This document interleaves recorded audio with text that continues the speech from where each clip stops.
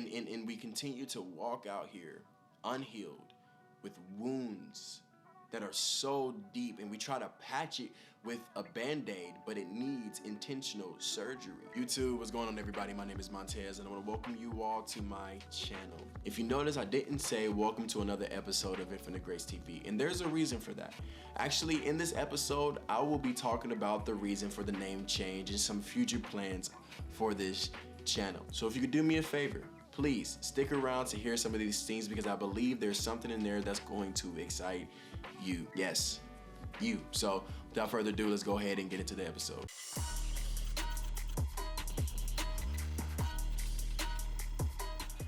Hey, I'm just making sure that's all we had to talk about and everything of that sort. Okay, no, we good? All right. Sorry, I gotta, you got it. Yo, welcome back. Before we get started, can you please do me a favor? Please like, subscribe, and turn on the bell notifications so you're notified when I release another episode. And you know what to do. Share this video with Pookie, your moms, your dad, your cat, your dog, your auntie, your grandma, share it, okay?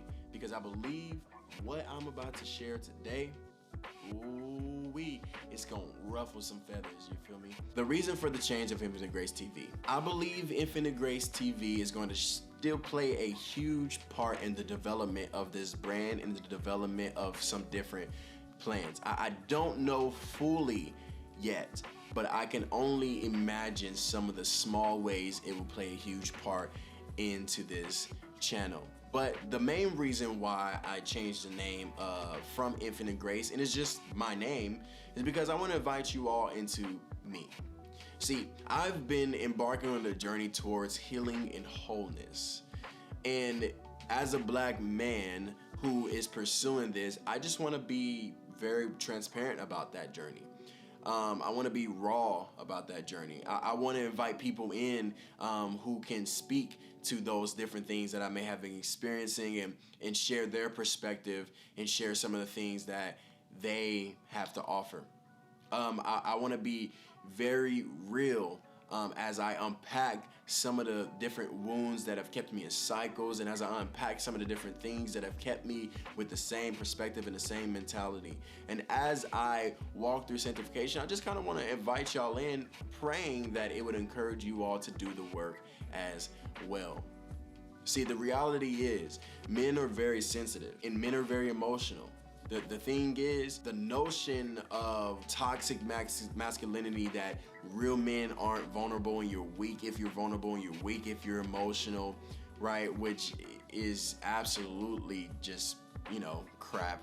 And also the lack of safe spaces for men to talk. And specifically, especially black men, we lack safe spaces to talk and be vulnerable and be honest. And so I want to, hopefully through my transparency and hopefully through my openness, encourage you black brothers to speak up and to speak out. And also I want to tear down this toxic notion that you're soft and weak if you're vulnerable and emotional, right? It actually speaks to your strength when you're emotional and when you're able to be vulnerable, because real men heal.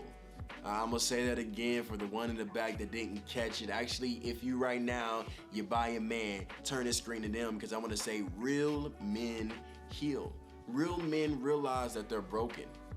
Real men realize, man, there's some stuff that is nestled down in my heart, that is nestled down, and there's some wounds that it isn't aiding me and isn't helping me to love my spouse well. Isn't helping me to love my children well. Isn't helping me to love my mother and my father, right? There's some wounds there that honestly are turning men into cold-hearted people who lack emotion. What I want to do is I want to take you on a journey. I want to take you on the journey that is very, very hard. And I want to be real about some of the ways that I've numbed the pain. I want to be real about some of the ways that I've run from the journey, that I've run from the pain. I want to be real in some of my successes and some of my failures. And as I do that, I pray that it encourages you, brother, and encourages you, sister, to do the hard work. Because I'm telling you, just in the small time, the short amount of time that I've been doing the work, I've experienced so much joy. And this joy is able to come up and flow out of me because I have been doing the hard work. And it is hard work. I'm gonna share a quote by a very well-known pastor by the name of Jerry Flowers. He says in one of his videos, and I don't know what video, so I can't, tag the video or whatever, but he says that the mouth is the ventilation system for the heart. So imagine with me, you're in a garage and you're parked in your car. It can be a Beamer, it can be a Bentley, whatever car you want, right? You're parked in the car. For the sake of this video, just not a Tesla, right? Because I need it for the, for the analogy. But anyways, imagine you're in a car and you're in a garage and the garage door is shut and you're running with the car on. If you've seen any videos, or maybe this has happened in real life, I'm not for sure, I'm sure it has, the toxins and the pollution from the gas and everything of that sort will pollute the garage. And because there is no flow through the garage door being closed, eventually it would affect you. You can potentially die from the pollution. I believe it's carbon dioxide. I don't know how to say it, but I believe whatever toxin, right, is stirring up in the garage, without that airflow coming in and out of the garage, it will potentially kill you. And it's the same thing with wounds. It's the same thing with pain. It's the same thing with hurt. If you don't talk, the pollution and everything from the pain that is nestled down and has been suppressed, that has been laying dormant for years and years and years, will eventually pollute your heart, and it will kill you in an emotional way. It will kill you in a mental way, where you may not have the mental capacity or the emotional capacity to connect with people and to love people the way they need to be loved. But also it will kill you from being able to love yourself and see yourself in the way that God created you. So the reason why we have to open that garage, which signifies our mouth, is because we can't continue to walk around bleeding out. And we're bleeding on people who never cut us in the first place. We're bleeding on people who had nothing to do with the pain in the first place. And it's causing generations and generations of cycles of bitterness.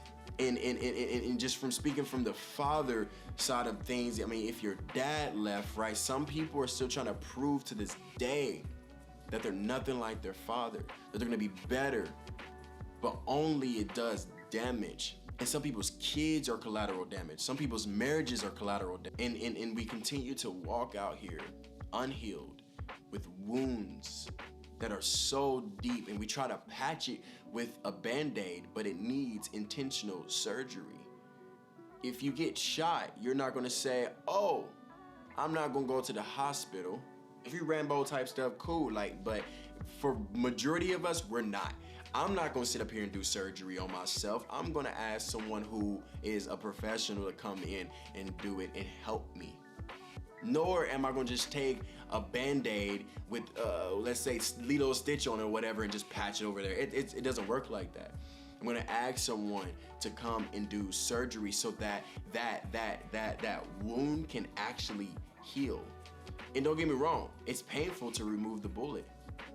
I'm sure it's painful to remove the bullet. But when that bullet is removed, it can fully heal. And if that bullet stays there and it doesn't get the surgery that's required, or it doesn't get the treatment that's required, it will grow infected. And a lot of people are walking around infected. A lot of people are walking around with a hole and a rock still in their hearts from wounds that have happened to them, and they're infected. And if you don't handle your stuff, you can potentially infect other people. And so on this channel, I basically just want to walk y'all through the journey. Just being real about it, candid about it. I don't necessarily have an agenda, or will I have like notes and scripts. I may have questions for my guests or whatever, but I just want to invite y'all on a channel and just be real. Because men, we need that. Sisters, y'all need to see men who are real, who are walking in this healing. Because there's a lot of people who are saying all men are the same, and I completely disagree. We're out here doing the work. Sometimes we just don't see it. And so I just want to set an example for those who may have been thinking about counseling, who may have been thinking about going and getting a coach or whatever that looks like. And I'm gonna tell y'all, it is worth it. We're in a generation now where mental health is at the forefront of everybody's minds. We're potentially going to see a counselor is at the forefront of a lot of people's minds. And the thing we heard long ago from the generations past is, oh, you don't have faith if you go see a counselor. I disagree. Let's get shot again, right? You're going to go to a doctor. So why wouldn't you go to a doctor for your mind? Why wouldn't you go to someone who understands?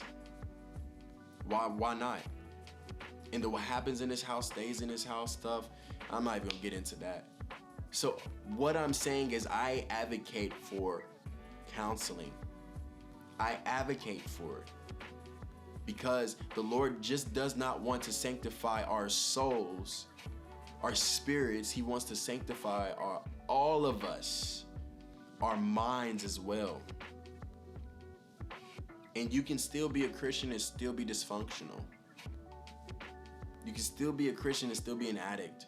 You can still be a Christian and still do a whole lot of stuff that's just not right. And I'm saying this from experience because I have done it. I have lived that. And as I walk through this healing, I desire not to live that way anymore. So I just want to invite y'all on this journey. I don't know the direction of this page. That's up to God. I just want to be an example. I just want to be an example. So before I end this video, I'm going to pray. I'm going to pray for whoever's on the other side of the screen. And I'm going to pray for the future of this channel. So pray with me. Father, I thank you so much for the idea, God. I thank you so much for healing. I thank you so much for the work that you're doing in my life and the work that you're doing in the life of those who are watching on the other side of this screen. Lord, I pray that you would bless this channel, not for my gain, Lord, but Lord, for your glory. I pray that you would get all the attention and all the glory as I point it back to you. I pray that people would know that it's not in my strength am I able to come on here and share these things, but it's through the strength that you have given me to kill shame so that I can be vulnerable and authentic and unpack some of these things. Lord, I pray that whoever watches these videos, God, their hearts may be stirred towards healing, God, and that they may know that wholeness and completeness comes from you. That is not money, that is not sex, that is not partying, it's not the bar, it's not the gym, it's not food, it's not Netflix, it's not your boyfriend or your girlfriend, Father, but it comes from you, Lord, my God. So, Lord, I pray that you would bless every single time, God, that I step and I record these videos. In Jesus' name, amen. Well, that's the wrap of this video. I hope you enjoyed. And again, please do me a favor. Like, subscribe, and turn on the bell notifications so you know when I release another episode. With that being said, again, my name is Montez, and I'm back out quiet. Love.